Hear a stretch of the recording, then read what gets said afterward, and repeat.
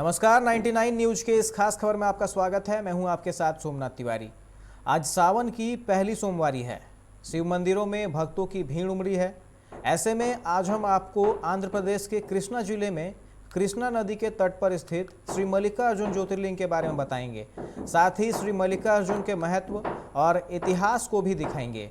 इसी तरह पूरे सावन मास के दौरान हम आपको 12 ज्योतिर्लिंग के बारे में बताएंगे। इससे पहले हमने आपको सोमनाथ के बारे में बताया था। अब श्री मल्लिकार्जुन ज्योतिर्लिंग पर देखिए यह खास रिपोर्ट। आंध्र प्रदेश के कृष्णा जिले में कृष्णा नदी के तट पर श्रीशैल पर्वत पर श्री मल्लिकार्जुन विराजमान है। इसे दक्षिण का कैलाश कहते हैं। अनेक धर्म ग्रंथों में इस स्थान की महिमा बताई गई है। महाभारत के अनुसार श्रीशैल पर्वत पर भगवान शिव का पूजन करने से अश्वमेध यज्ञ करने का फल प्राप्त होता है। कुछ ग्रंथों में तो यहाँ तक लिखा है कि श्रीशैल के शिखर के दर्शन मात्र करने से भक्तों के सभी प्रकार के कष्ट दूर भाग जाते हैं।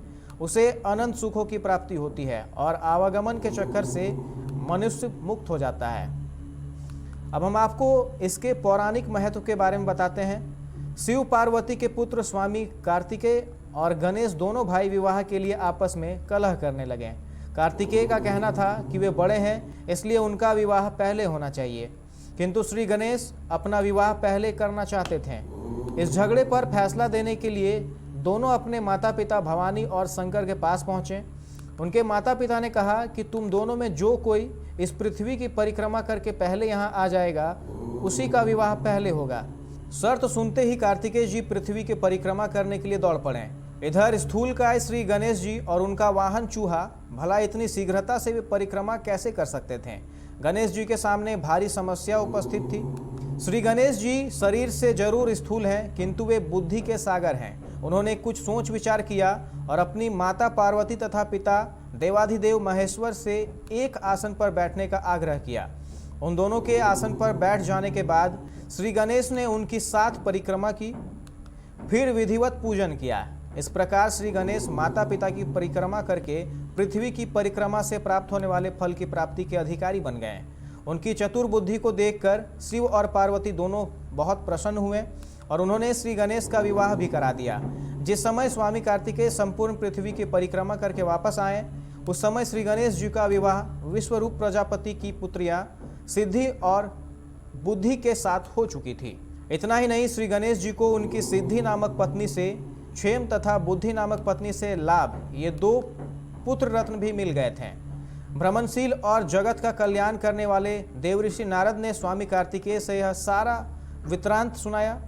श्री गणेश का विवाह और उन्हें पुत्र लाभ का समाचार सुनकर स्वामी कार्तिकेय जल उठे। इस प्रकरण से नाराज कार्तिक ने शिष्टाचार का पालन करते हुए अपने माता पिता के चरण छुए और वहां से चल दिए। माता पिता से अलग होकर कार्तिक स्वामी क्रोंच पर्वत पर रहने लगे। शिव और पार्वती ने अपने पुत्र कार्तिकेय को समझा बुझाकर बुलाने हेतु देवऋषि नारद को क्रोंच पर्वत पर भेजा। देवऋषि नारद ने बहुत प्रकार से स्वामी को मनाने का प्रयास किया, किंतु वे वापस नहीं आए। उसके बाद कोमल हृदय माता पार्वती पुत्र स्नेह में व्याकुल हो उठी। वे भगवान शिव जी को लेकर क्रोंच पर्वत पर पहुंच गए। इधर स्वामी कार्तिकेय को क्रोंच पर्वत अपने माता पिता के आगमन की सूचना मिल गई और वे वहां से 36 किलोमीटर दूर चले गए। कार्तिकेय के चले जाने पर भगवान शिव उस क्रोंच पर्वत पर ज्योतिर्लिंग के रूप में प्रकट हो गए। तभी से वे मल्लिकार्जुन ज्योतिर्लिंग के नाम से प्रसिद्ध हुए।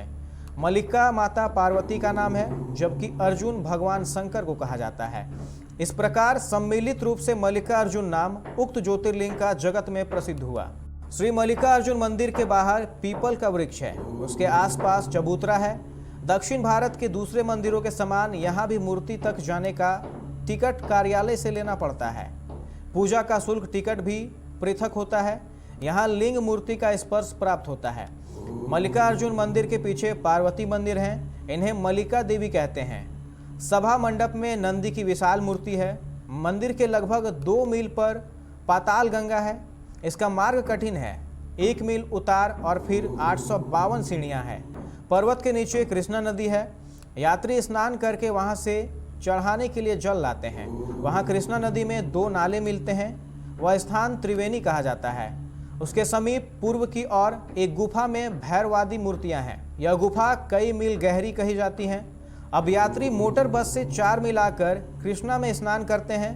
भ्रमरा देवी मल्लिकार्जुन मंदिर से पश्चिम में 2 मील पर यह मंदिर है। यह 51 शक्तिपीठ है। यहाँ सती की ग्रीवागिरी थी।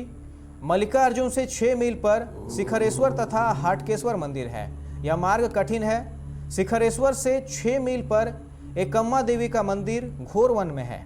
यहाँ मार्गदर्शक एवं सुरक्षा के बिना यात्रा संभव नहीं।